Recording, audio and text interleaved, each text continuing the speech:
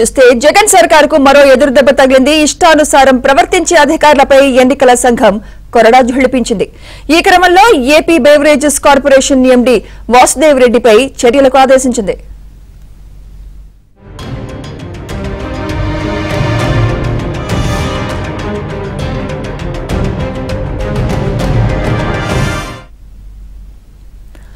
వాసుదేవ్ రెడ్డిని బదిలీ చేస్తూ ఉత్తర్వులు ఇవ్వాల్సిందిగా ఏపీ ప్రభుత్వానికి ఈసీ ఆదేశించింది. మరి కాసేపట్లో ఉత్తర్వులు వెలువడే అవకాశం ఉంది.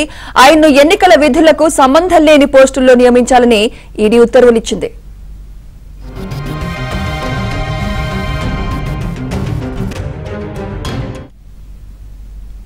ఇదే అంశంపై మరింత సమాచారం మా ప్రతినిధి సత్య అందిస్తారు. సత్య, మద్యం అమ్మకాలు రాష్ట్రంలో 4 రెట్లు పెరిగాయి గత ఎన్నికలకు పోలిస్తే ఈసారి అని చెప్పినప్పుడు రాష్ట్ర ప్రభుత్వం మొత్తం కూడా మద్యం అమ్మకాల ద్వారానే తమ సంక్షేమ పథకాలు అమలు చేస్తోంది.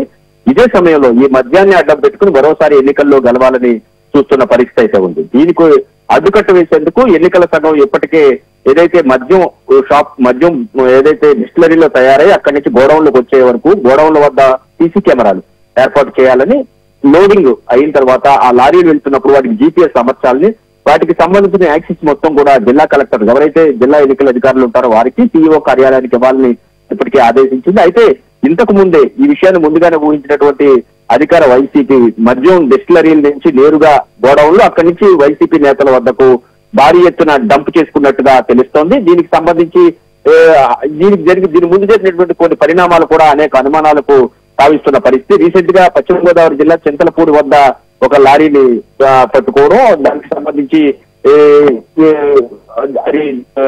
దొంగలు అప్పట్లోనే పోలీసులు నిర్ధారణ చేయడం కూడా జరిగింది.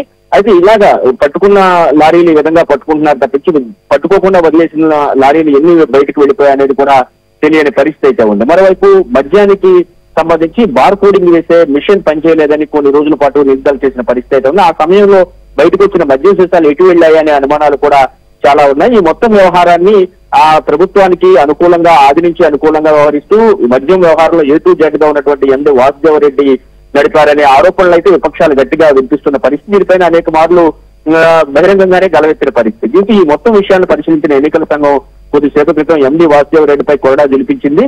ఆయన్ను అక్కడి నుంచి తప్పించాలని ఆదేశాలు ఇచ్చింది. ఎన్నికల విధుల్లో అంటే ఎన్నికల ప్రక్రియ మొత్తం పూర్తయ్యే వరకు ఆయనకి ఎటువంటి ఎన్నికల విధులు కూడా అప్పగించొద్దని పూర్తి స్థాయిలో ఆదేశించిన పరిస్థితి అయితే ఉంది. దీనికి సంబంధించి రాష్ట్ర ప్రభుత్వానికి ఆదేశాలు కొద్దిసేపు క్రితం వచ్చాయి. మరి కాసేపట్లో దీనికి సంబంధించి రాష్ట్ర CS ఒక ఉత్తర్వులు కూడా వెలువరించే అవకాశం ఉంది. ఎండి వాసుదేవ్ రెడ్డిని అక్కడి నుంచి తప్పించి వేరే వారిని అక్కడ నియమిస్తారు. అదే సమయంలో ఎన్నికల సంఘం దీనికి సంబంధించి ఆయనకు ఎన్నికల విధుల్లో ఎట్టి పరిస్థితుల్లో ఉపయోగించొద్దని కూడా పంపినటువంటి తాకీదులో పేర్కొన్నట్టు కూడా మనకు స్పష్టంగా అర్థమవుతుంది. మొత్తం మీద అధికార పార్టీకి ప్లస్ గా ప్రతిపక్షాలకు నెగిటివ్ గా మారే ఈ మద్యం వ్యవహారం పైన ఎన్నికల సంఘం కొరడా జలిపించింది. అది ఇప్పటికే చాలా చోట్ల విపక్షాలు చెబుతున్నాయి. ఇప్పటికే చాలా చోట్ల ప్రభుత్వ మద్యం మొత్తం అధికార పార్టీ కమిషన్లలో నడుస్తున్న నేపథ్యంలో భారీ ఎత్తున ఆయా నియోజకవర్గాల్లో డంప్ చేశారు. ఆ మద్యం భారీ ఎత్తున ఆ నియోజకవర్గాలకు వెళితే రేపు ఎన్నికల్లో విపరీతమైన ప్రభావం ఈ మద్యం చూపిస్తుంది.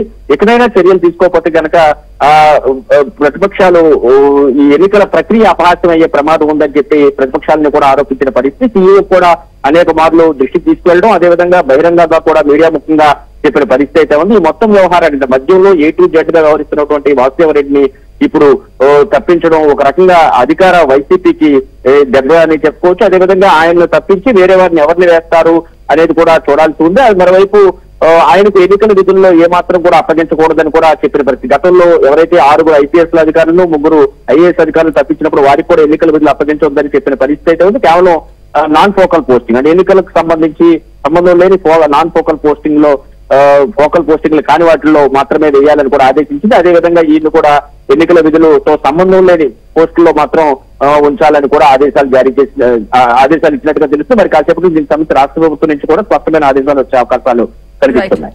Right, thank you Satya.